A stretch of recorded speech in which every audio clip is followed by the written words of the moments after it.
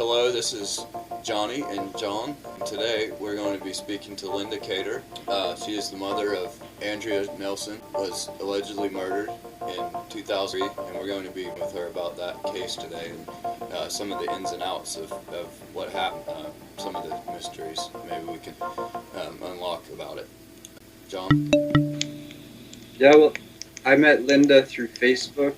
She just randomly came and saw my page or my website, I guess, and she started telling me her story, and I asked her for links and proof, and she sent me mountain loads of proof. And so I wrote this story about her daughter's case and published it and posted a picture of her on Facebook from her Facebook page that said, I forget, like, there's nothing worse than a bad person. And it was like getting so many bad comments from assholes or just stupid people who took this story the wrong way, that, like, for example, that just assimilated the fact that there were strippers, prostitution involved as something daughter willfully involved herself in. And I think that was so detrimental to your situation, and I really like for you to explain a little bit more about this so we know more your side, without getting interrupted by people who live in this bubble in this world and have no idea of what's going on, because this is a story, and when they say that if you tell a lie big enough, you can get it by. The only problem is that when you do that, the truth becomes a very small lie, and it's so bad for people. It's one of the main reasons I do Anarcadia is people are misrepresented every day just because, they don't look right or they said something wrong and it was just their one chance for justice or whatever. So right, and they really focus to touch up on that, Linda, and know a bit your side, how you've had to battle against this, I guess. Yeah, it's pretty hard to try to defend somebody who's been murdered, because first off, I'm her only voice now. Mm-hmm. And so people can say whatever they want about what she did and such. My daughter had a full-time job, in fact, that month, with a Fortune 500 company, and she was employee of the month. She went to school full-time and carried a 3.8 average. She met a person that exactly 1 year to the date after meeting him, she was dead. And I know that they would like to say that she did all these things, but it simply isn't true. It's just rumors, but I've never had my opportunity or my forum with the media to explain what really happened. And these people, they just took your daughter in as a friend, sort of? Well, she had met a guy named Sammy Johar, and she had only met him. She met him on Super Bowl Sunday of 2002, and she didn't date him right away, but he pursued her pretty strongly. And then after a while, she gave in and started dating him. She dated him for a really short time, and when she told me what was going on over there, and remember, she had just turned 19 years old. And so she lived a pretty sheltered life, and I had no idea what was going on at this Johar's house, but it involved many of the police officers here in the town I live. And when she finally came and told me that, I was absolutely shocked, and so was she. I mean, to the point that she came and told me things that you just we should be terrified to tell your mom.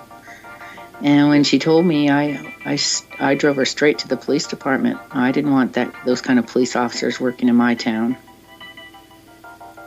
Right. So basically, what happened? This guy that she started dating, what led to the eventual end was that what turned a lot of people off, and what a lot of people focused on was that his father owned a strip club, and like you said, and they had this ring going on, and so when people have heard that element of the story, they automatically think, like Sean said, they think that she had to have been involved in this in some way. So so what wound up happening was that she was in this scene, with this guy who's obviously pretty persuasive, and she saw these horrible things going on, with the police and the strip club and prostitution and drugs and all this, and so you guys together decided to go to the police and talk to them about what was going on and what she was seeing, and agreed to be a voluntary informant. She was not, guilty of any crime or trying to do a bargain or a deal with them, to get out of trouble, which is very common. So you guys did this voluntarily, and Linda, I'll let you take it from there and tell us what happened from the time that Andrea rode around with the police and showed them these different places. What happened after that? Well, we first met with the Irvine Police Department, and actually Andrea didn't know anything about it. I did it upon myself after realizing that some of these things that she was telling me could possibly have been happening to her as well. So I went to the police. I made the deal that they would put Sammy Johar in jail for 5 years, and that nobody would know that Andrea told on him, and she would tell him everything. They agreed to that. And the next night, that night, I took my daughter there against her will, and she said, "Mom, you just signed my death certificate." And I just thought she was just being a drama queen. I told her, these guys are nothing but punks. I had no idea that this was connected to organized crime, the sheriff's coroner's office, as well as the DA, and so on and so on. Okay, so they took my daughter without me. Two male officers drove around with my 19-year-old daughter and had her point out drug houses, drug dealers, everything. And according to the police officers, approximately 50 people were arrested.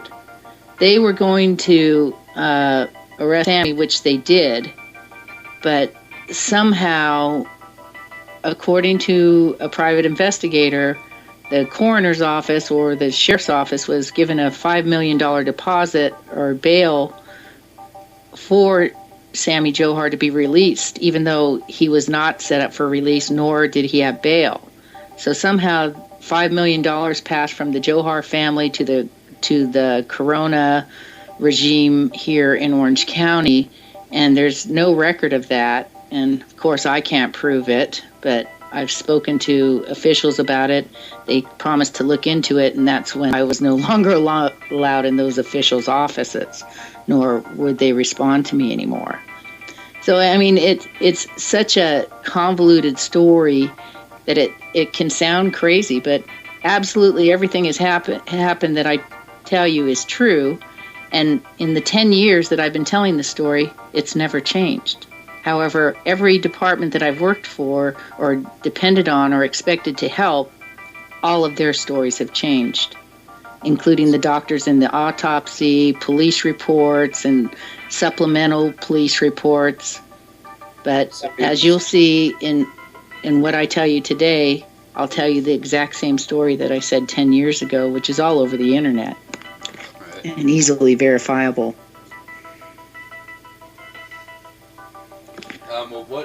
One of the question marks in this story, or it could either be a question mark or a bullseye. It just depends on how you look at it. But the sheriff at the time was Mike Corona, who's in prison right now for corruption, and he's getting out in about a year, maybe less now. And can you explain the situation with him? The whole coroner thing and kind of how that went down from the time that Andrea was dropped off at the hospital until after you got the information. Humayun Bakhtar, alias Ray Bakhtar, is well known here in Orange County as a drug dealer and various other things. Apparently, my daughter had been at a party at his house the week before, although she didn't really know him. Someone stole her property, which was a jacket that she'd just gotten for Christmas. The following week, Mr. Bakhtar called our house, said he found her jacket. My daughter went over there. She left my house about 8:30. I called her at about 5 minutes of 9. She said she got there. She's leaving in 5 minutes. I called her in 5 minutes. She said, I'm leaving right now. I have my jacket. And from that point on, I never saw my daughter again alive. At 11:30, or no, I'm sorry, about 10 after 12, I got a phone call from Mr. Bakhtar claiming that he was at the hospital with my daughter and that she'd had her wisdom teeth out that day and that the doctor needed to know what medication she was on. Well, I told him she hadn't had her wisdom teeth out. What happened to my daughter? I can't remember the conversation. I hung up on him, and I called the hospital. And when they told, after a long, drawn-out conversation, she finally told me that my daughter was passed. And I told her, oh my God, that guy's probably killed her. Do a rape kit test. And she said, well, we can't do a rape kit. Because he already said he had sex with her. Now let's keep in mind that my daughter had just turned 20 years old 3 days before this. Okay, Mr. Bakhtar drove in the hospital. I believe he was 46 years old. So my daughter was not having sex with this man. In fact, she didn't even know him. And at that point, I said, if he had sex, you had to test for GHB. Well, the hospital informed me that the coroner's office had already contacted them. Now, keep in mind, I'd still never been contacted by the hospital or the police department, that my daughter was laying dead in a hospital for an hour. And she said that they were instructed not to do a rape kit or a test for GHB. Well, I knew that GHB only lasted a few hours. And upon this refusal, I can't remember, I was pretty hysterical at the moment. And when we went down to the hospital again, I insisted. I said my daughter was a police informant. I never spoke to a doctor. I never spoke to anyone but the police, who promised me that I could have a look at this man who I'm thinking, of my opinion, raped and murdered my daughter, and they didn't allow that. The next morning at my home, we called it's difficult. We called the coroner's office in the morning. Still, the coroner's office refused to do a rape kit and said that my daughter had consensual sex with him. However, we couldn't ask my daughter if that was the case. So I guess we would have to take his opinion. And to this day, I'd never been able to get them to even do a rape kit, which leads me to believe, as I've been told by my private investigator, Scott Shaw, that there were other people, including police officers, and the possibility that Mike Corona was there at the time of my daughter's murder. And I'm not saying that I know any of this is true. I'm telling you that I've paid hundreds of thousands of dollars to investigators to find out the truth. And I've heard many different ones. So the fact that they've deprived me of that evidence speaks loudly by the coroner's office, as well as many other things that the coroner's office did, like three years later after the autopsy, when I found out that they used an improper pathologist, they changed the name of the doctor on the autopsy. So this is all under Sheriff Corona's regime because he wasn't in prison yet. Right. So the last time you talked to your daughter was at 11 o'clock at night? No, I'm sorry. She was already dead at 11 o'clock. I talked to her at approximately 8:55, and she said, I have my jacket, I'm leaving right now. So and I said, okay. She could have possibly already been under the influence of GHB, right? She wasn't then. I know she wasn't because she was very alert, but when, in hindsight, you can always think back and think, wow, she did sound a little scared. Why didn't I ask what was wrong? Because she said she was leaving in 5 minutes. I didn't have any reason not to believe her. Because people on GHB have a tendency to be alert. It's people take it as a regular drug for fun, and it's these people take people's credit cards. I mean, they take them to ATMs, and them take out all their money. So you got to be pretty alert to do simple things like that.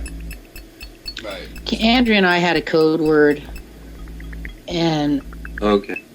Unfortunately, I didn't give her a chance because she said she was leaving. I knew she was coming home because it was a work night. Andrea didn't have to lie to me.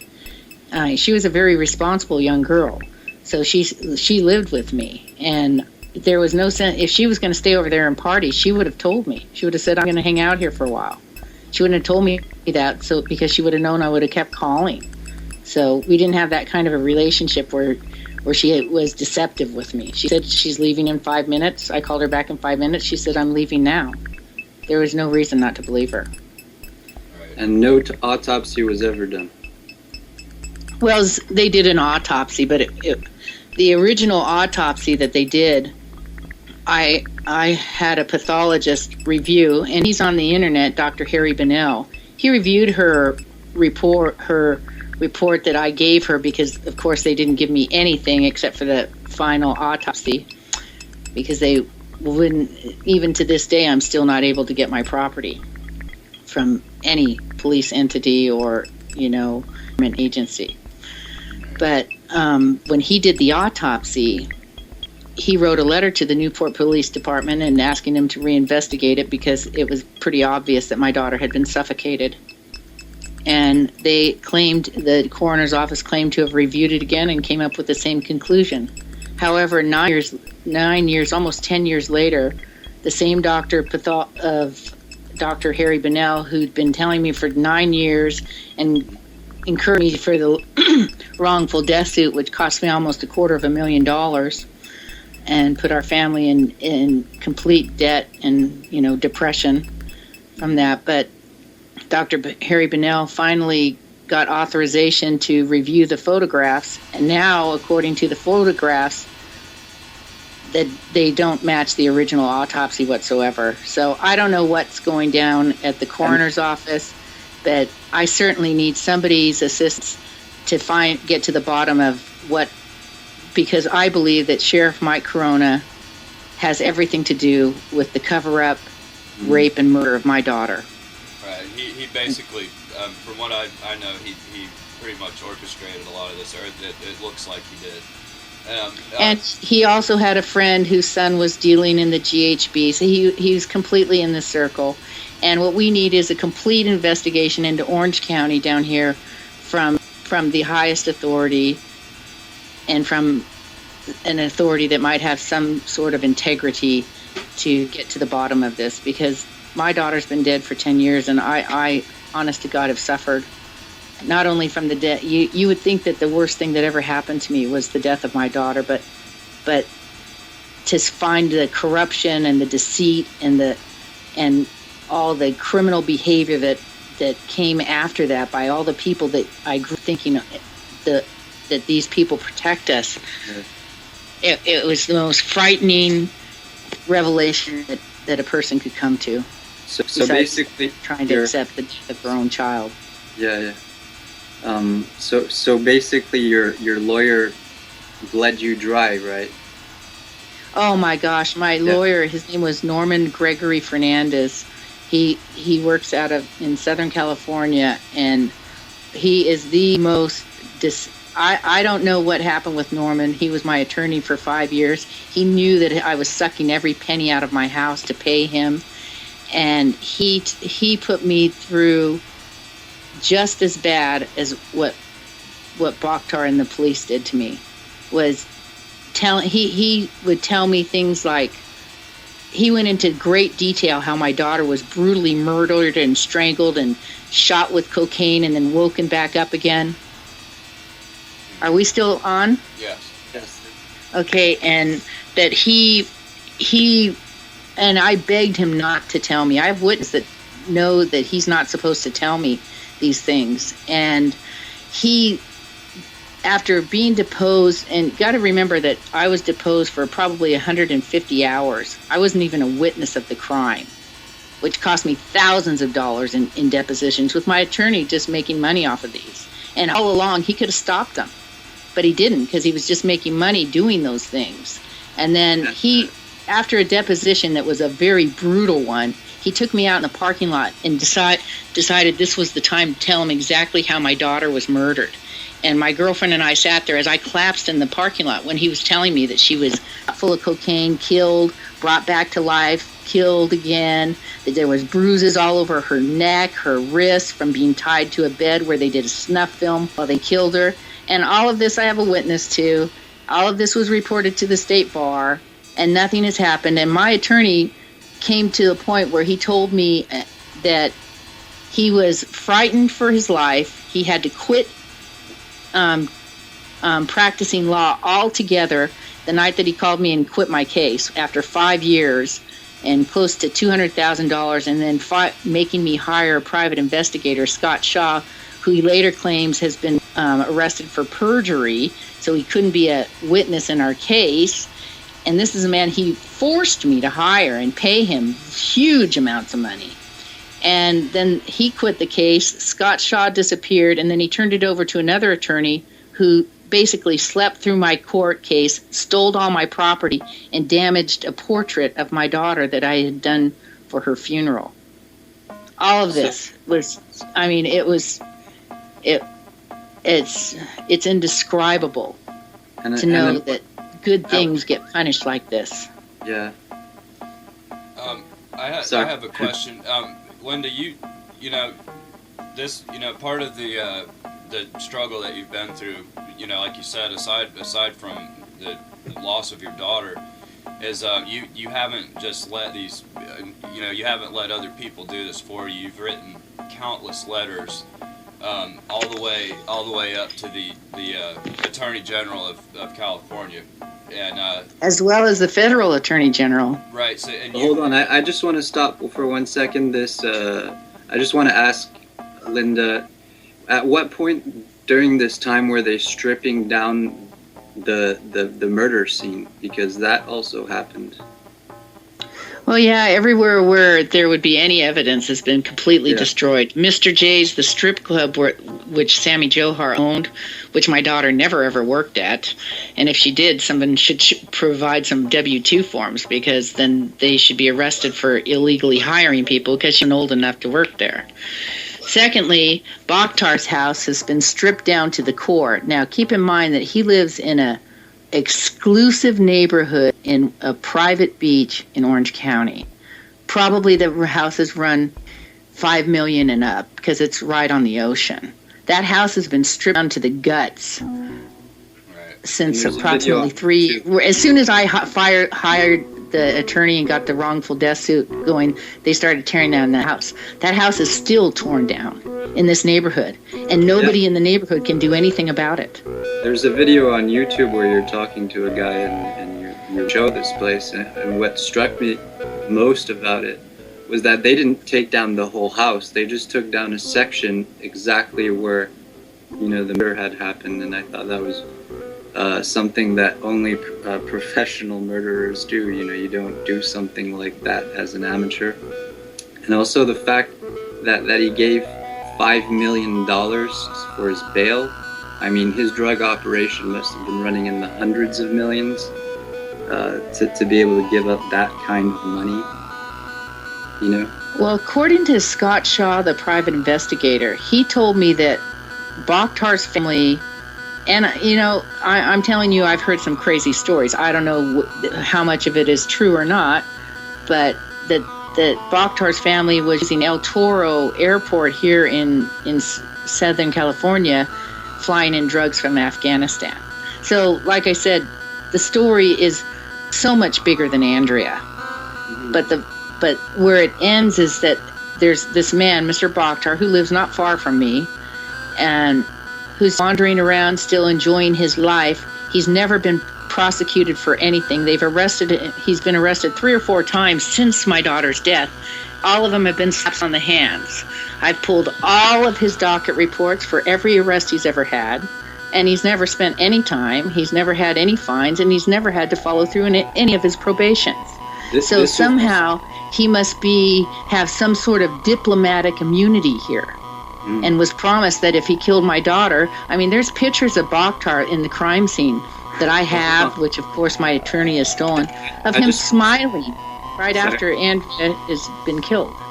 I just want to add right here that this is the same around the same time that Afghanistan's opium production went from 15% to 85% of the entire planet's distribution of heroin,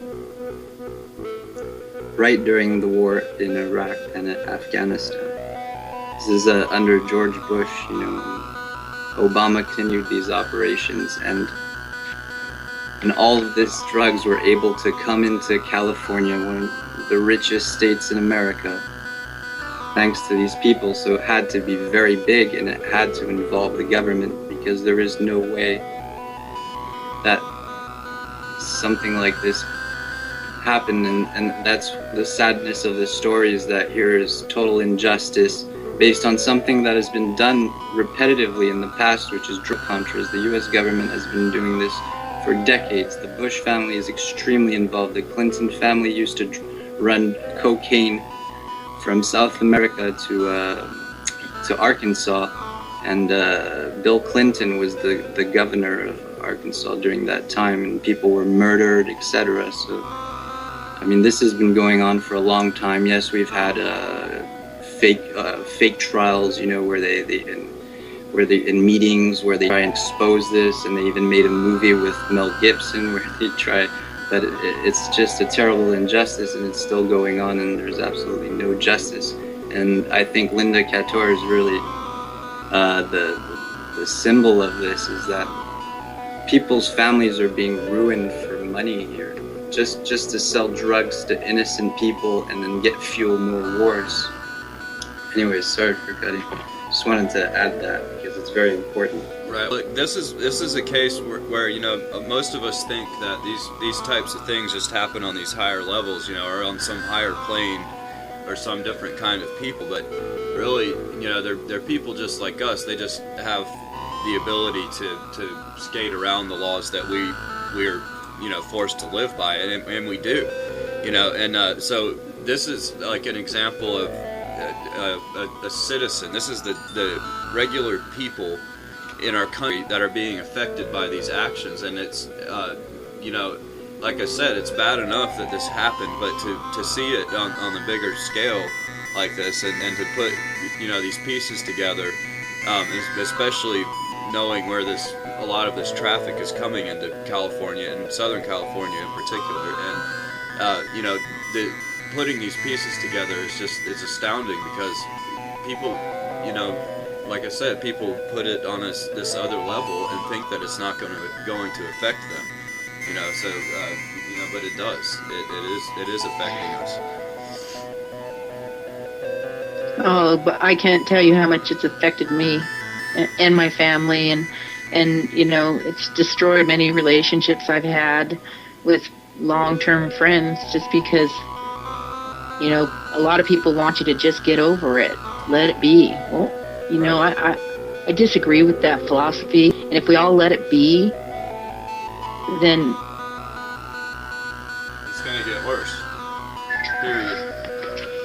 Yeah, I mean, you're a lawyer. It's like, do you turn your head away and say, oh my gosh, I can't handle it, or you run and help? I mean, that's what we're come down to, is we need to help each other, and Lord knows I need the help. I need somebody who will take this case, bring it back alive, because when Mr. Corona comes out of jail, I'd like him tried in the murder or accessory of the murder of my daughter, Andrea Nelson, because she is deeply, deeply missed in this world. And so please tell us what people could do, to maybe help. Well, anyone can contact me on Facebook, because I go by my own name in there. And so most certainly I need letters. I mean, obviously my letters haven't done enough, because they're just coming from me. And I'm just Linda. So, if I could get other people to write the state attorney general and demand that they investigate this crime that has gone, before all the evidence is destroyed, which I know much of it has been, and I know that they've substituted pictures that they showed Dr. Bennell 9 years ago. He even says that the pictures that they showed him don't match the original autopsy, and that it must have been incompetent. Yet they stood behind it for 9 years, and they still do. I need somebody who's brave enough, will join up and start pounding letters out. And Lord knows I'll help you, and I'll post all mine so that you can copy whatever's in there and use it. Plagiarizing is okay with me anymore. Mm-hmm. Well, we, John and I have been, I guess you could say on this case for a while, and John even longer than me. But it really is an atrocity as far as I see it. And even down to what I was saying before, even down to the letters, you can't even get a decent response from the State Bar Association on on these things that this lawyer did. And they didn't reprimand him, is what they didn't do. And he should actually have his license revoked for the stress and anxiety that I'll carry the rest of my life, knowing that story that he told me that one day in that parking lot. Right. And you got the letter. I read this letter from them, and it just said basically, sorry, we're not going to do anything about it. And that's happened on every level, from every document that I've read. That's what's happened. So yeah, if we can have a collective of voices come together on this, if anybody wants to help, or if this story means something to you, the article's on anarcadia.com, and that'll give you the rest of the background information you would need to do this. And and you can contact us on our page, John at anarcadia.com, and I can forward you her Facebook. And anyone is, John and Johnny have both helped me tremendously from the beginning. So anyone who doesn't feel they comfortable contacting me, I urge you to contact either one of them and ask how you can help. And also, we're going to have a letter on the website that it'll be kind of like a form letter where you can, where you don't even have to really write your own piece. You can, use that as your form and send it to the proper the people that need to be seeing this, and we can put a list of those people that need to see this too. Definitely. I'm really grateful to the two of you and Lisa as well for caring so much, because after 10 years, you lose a lot of hope and you lose a lot of faith in people, and you get embarrassed to talk about it anymore because people think, oh, she's not gotten over it and that kind of stuff. And I'm here to tell you that I'm never going to get over it. I'm never going to get over the death of my daughter, and the destruction of my country came shortly after that, or my vision of what my country had been. Right. It was a very sad and awakening. The old saying, ignorance was bliss. Mm-hmm. So I'm glad that I know now, because I'm certainly more careful in everything that I do. Right. But I can't express how grateful I am that there's people out there like you guys that are doing the job that you're doing without fear, and you're our heroes of today. The lamestream media is just nonsense anymore. We need people like you. Everyone has YouTube, and it can take over. People will stop turning on the 5 o'clock news because stories like Andrea Nelson will never be on there. Exactly. Well, Miss Linda, we're out of time today.